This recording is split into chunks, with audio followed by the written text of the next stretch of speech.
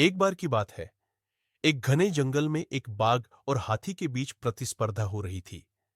बाघ सोचता था कि वह सबसे शक्तिशाली शिकारी है और हाथी सोचता था कि उसका विशाल शरीर उसे अजेय बनाता है।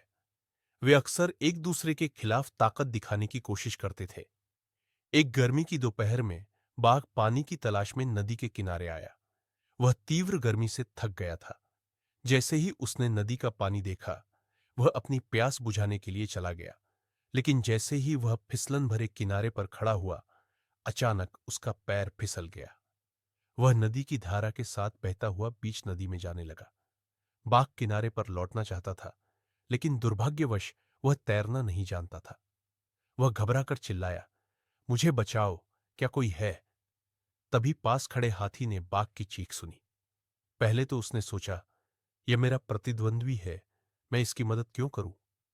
लेकिन जल्द ही उसका दिल नरम पड़ गया। उसने सोचा, अगर मैं आज उसकी मदद नहीं करूंगा तो शायद वह जीवित न रहे।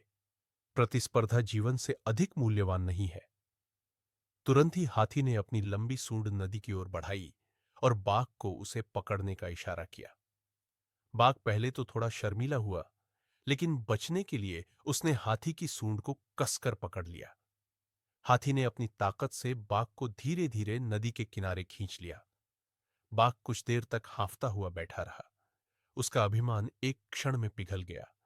उसने हाथी की ओर देखा और कृतज्ञतापूर्वक कहा, मैंने सोचा था कि हम प्रतिद्वंद्वी हैं, लेकिन आज मुझे एहसास हुआ कि हम वास्तव में मित्र हैं।